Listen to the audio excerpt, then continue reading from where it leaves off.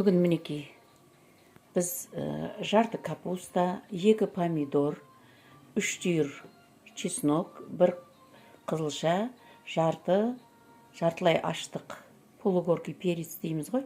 Соныменен ауызашарда тамақпенен жейтін жеңіл салат жасайтын боламыз. Қазір бәрін майдалап турап, сосын сіздерге қалай істейтінін көрсетемін. Капустамызды майдалап, әдемілеп турап аламыз.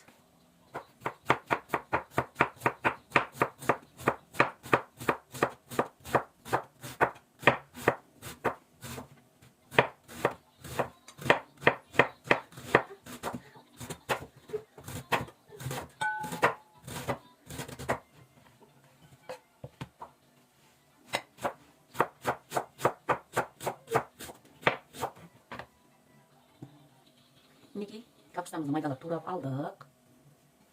Енді бұған 1 чайный ложкаменен азғантай қатты толтырмай тұз саламыз.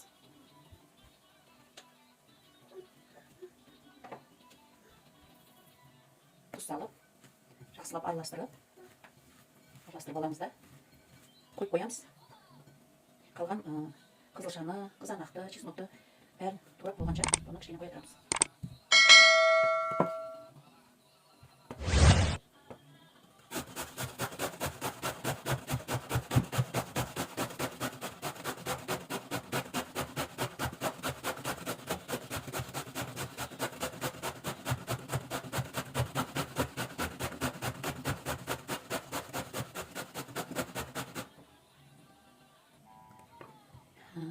Қызылшамызды үкіштен өткізіп алдық. Енді қызанағымызды турап аламыз.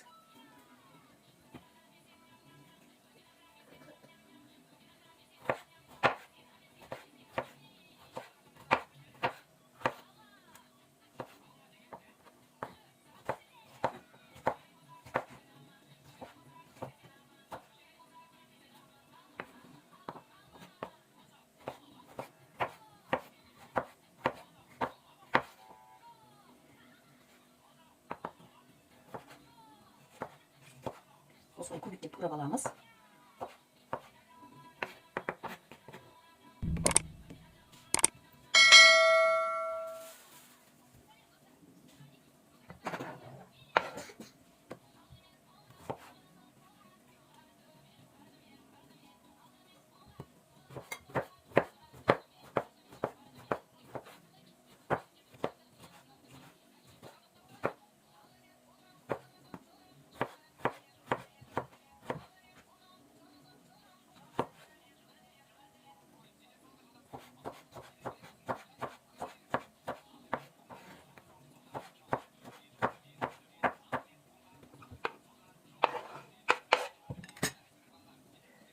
Чеснокты жағып саламыз.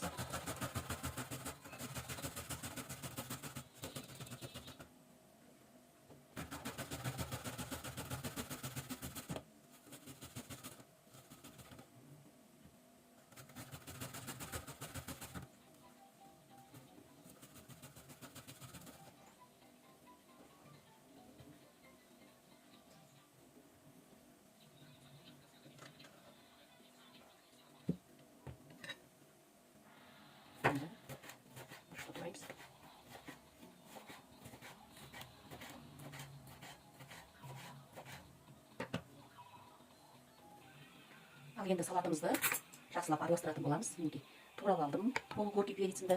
Мен морозильниктен петрушка алып, сіздер енді өздеріңіздің талғамыңызға қарай көресіздер. Петрушка жегілеріңіз келсе, петрушка қоссаңыздар болады. Мен петрушканы жақсы көретін болған соң, қазір петрушка қосайын деп жатырмын. Мінекей, тұзға араласқан капустамыз. Оған қызылшаны қазір қосатын боламыз. Қызылшамызды араластырамыз.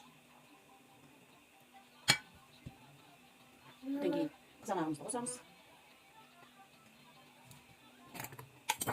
Бұрышты саламыз. Петрушканы саламыз.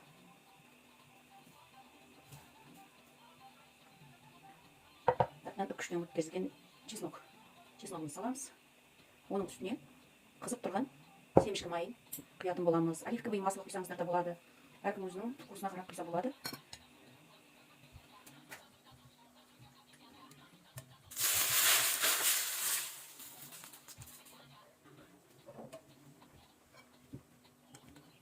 соусын жақсылап араластырамыз.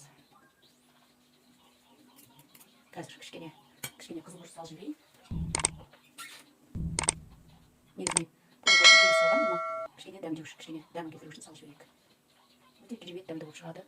Жасап көрсеңіздер болады. Тем более қазір менің кезінде, оразаның кезінде өте жақсы, асқазанға ауыр болмайды. Мен өзім осыны жиі жасап жеймін.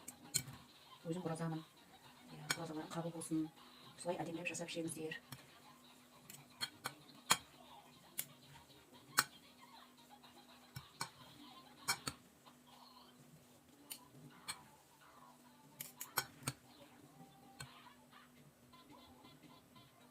Мінекей, өте керемет сочный салат болды. Бұйыртса ауызашарда жейтін боламыз. Бізге ас болсын. Сіздерге видео ұнаса, лайк басып, комментарий қалдырып кетсеңіздер болады. Каналыма тіркеліп кетсеңіздер болады. Жақсы видеоларменен, жақсы рецепттерменен, салаттармен бөлісетін боламыз сіздермен бірге.